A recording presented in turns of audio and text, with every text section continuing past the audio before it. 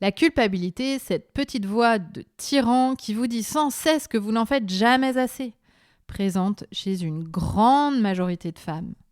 Dans cet épisode, je vous aide à comprendre comment la culpabilité s'immisce dans vos choix, perturbe votre équilibre et comment vous en libérer pour retrouver un vrai sentiment d'équilibre et de sérénité dans votre vie, au travail, à la maison et avec vous-même.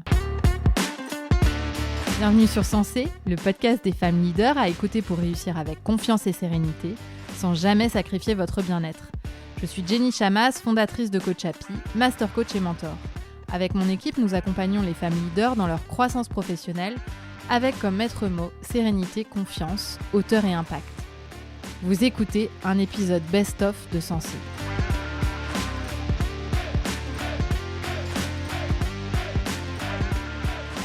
Bonjour mes chers leaders. Si vous écoutez cet épisode de podcast, c'est que le sujet de l'équilibre de vie vous tient à cœur, j'imagine. Ressentez-vous de la culpabilité ? Vous savez, la culpabilité d'être au travail quand vos enfants sont à la maison, la culpabilité d'être à la maison quand vous avez du travail en suspens, la culpabilité de trop travailler, la culpabilité de ne pas assez en faire, la culpabilité de ne pas faire assez d'opérationnel parce que vous êtes plutôt dans la stratégie, la culpabilité d'être trop dans l'opérationnel alors qu'il faudrait prendre de la hauteur, la culpabilité de ne pas être une assez bonne mère, de ne pas être assez présente, assez à l'écoute, la culpabilité de vous énerver, de crier, la culpabilité de ne pas être une bonne épouse, la culpabilité d'avoir une maison mal rangée et le linge sale qui déborde. Ou alors la culpabilité inverse d'être complètement contrôle fric et de vouloir que tout soit rangé et que rien ne dépasse. La culpabilité de ne pas faire assez attention à ce que vous mangez. La culpabilité de faire trop attention. La culpabilité de ne pas faire de sport ou celle de trop en faire. Bref, je dirais ici 3 petits points. La culpabilité, elle est là, présente, malheureusement, bien trop souvent dans vos vies.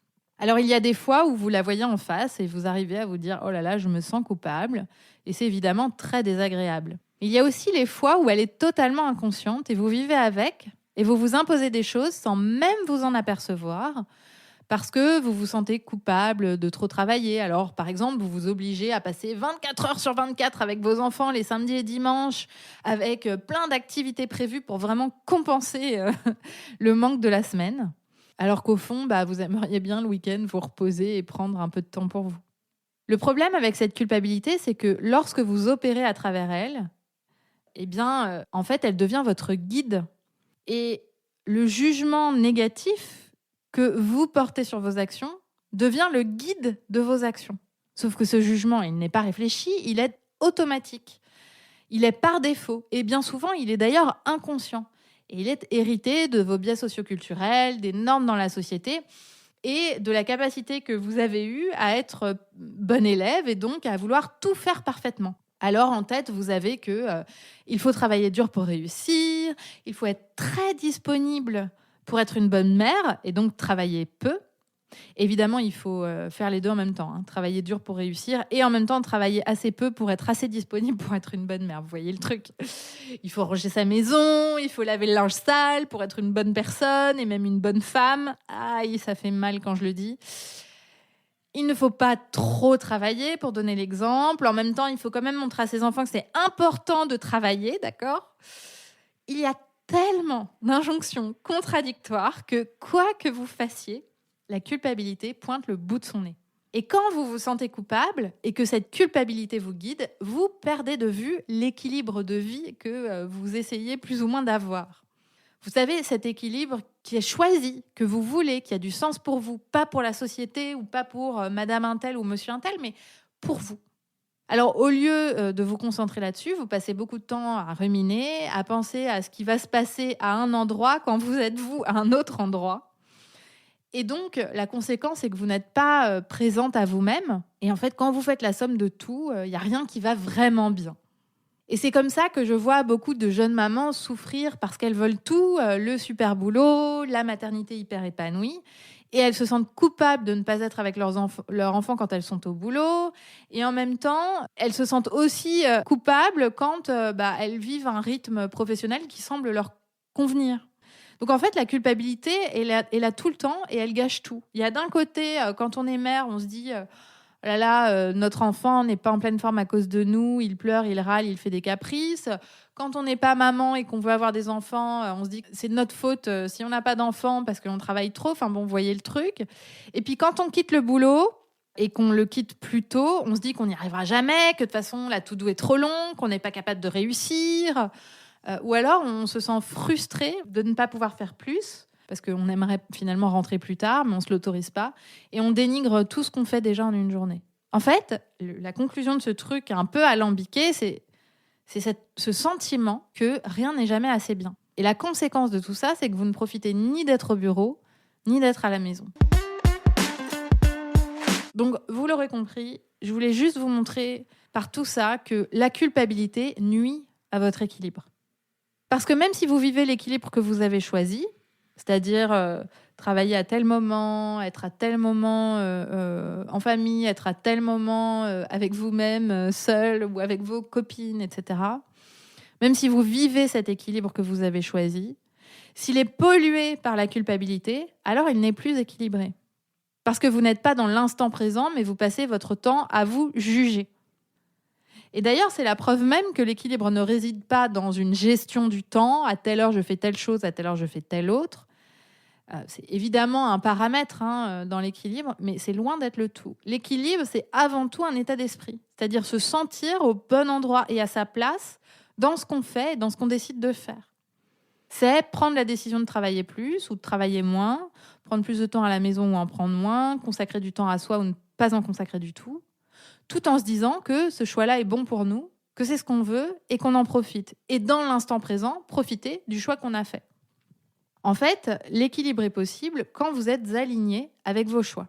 Et ce choix-là, pour la plupart des gens, existe. En tout cas, pour vous qui écoutez ce podcast. Si vous avez un toit sur la tête, de quoi manger, accès à la santé, une vie où vous vous sentez en sécurité, on va dire, en tout cas dans tout ce qui est indispensable pour vivre, alors il y a déjà une part du choix qui s'ouvre à vous. Le choix de dire non à la réunion de plus, le choix d'être aligné avec vous-même, d'avoir dit non, le choix d'accepter cette réunion de plus parce que vous le voulez, le choix d'accepter que ce soir, vous travaillerez plus tard parce que vous en aimez les raisons.